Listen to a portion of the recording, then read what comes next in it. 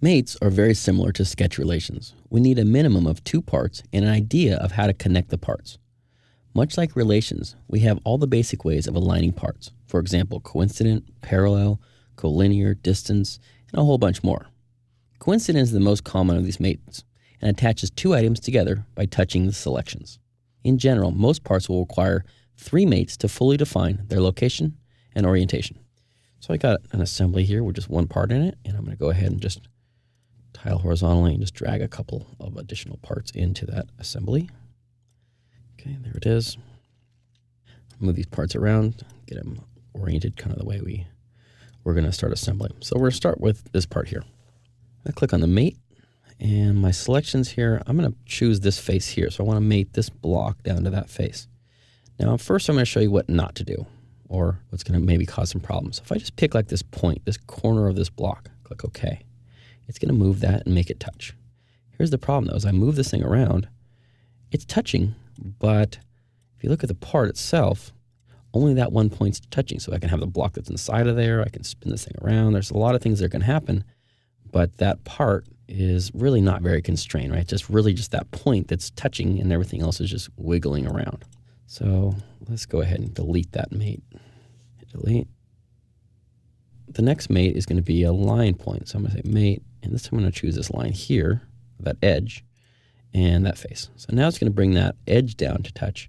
And now what we're going to have is kind of like more of a hinge type of mate, right? So it's going to rotate around that point, but it's really not locking it down. So those aren't quite as powerful mates as if we picked a whole face. So I'm going to go back and undo that and cancel that. So take a look at this mate. So there's no mates now. We're free to move around.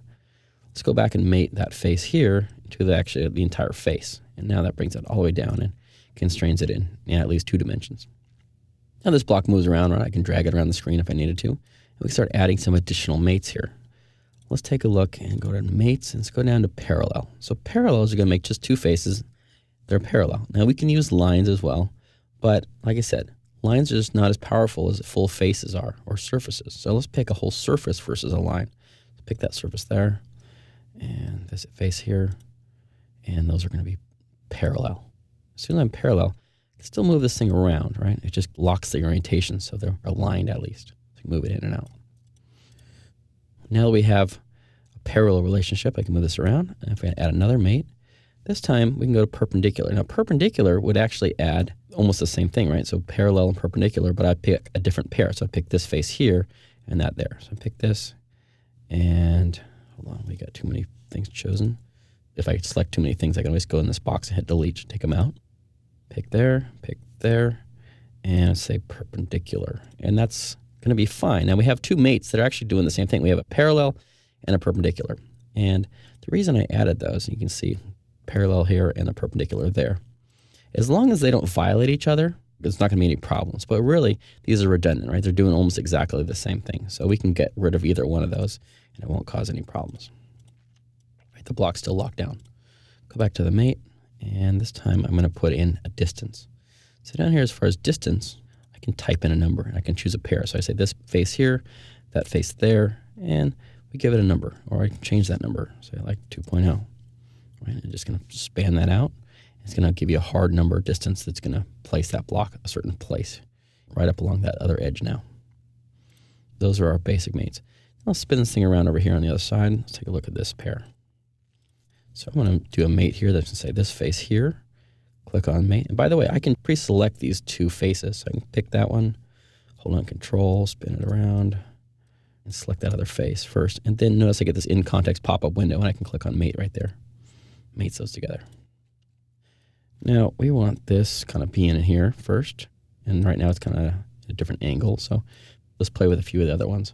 So one of the mates we can do is an angle mate, right? So I can say like this face here and that face there, and I can choose an angle, right? So 30 degrees, and if I change that, notice that block starts moving around. I can change that angle, adjust to that face, and I can zoom in, zoom out, so I can adjust that to an angle if I wanted to. And I can also flip the direction, right, the other side if I needed to. And you can change the alignment by flopping it to the other side if you wanted to as well. Click on OK. But that's not the orientation we're going to need to get that in there. So to fully define this thing, let's go back, cancel out of that. Let's go to mates. Let's delete that angle. And if you ever want to change or modify or delete it, a relationship or a mate, we can go down here and just click on it and then say edit that feature, right? We can go back and change it. We don't necessarily have to delete it and then reapply it. We can just go ahead and go back in and edit that feature or that mate. Click there. But in this case, I actually do want to get rid of it. So I'm going to hit delete, and there it goes. So to bring this in here, first I could just say this end of this block here and mate it together with the end of that. And then we've got a relationship. We can slide this up and down. And we're probably just going to go ahead and use another coincident mate here just to lock these two together. All right, and there it is. These mates will handle most parts with flat sides. As you get used to the mate tools, you'll see that SOLIDWORKS generally chooses a mate based upon the selections you make. You still have the option to change the mate, however it gives you a good starting point.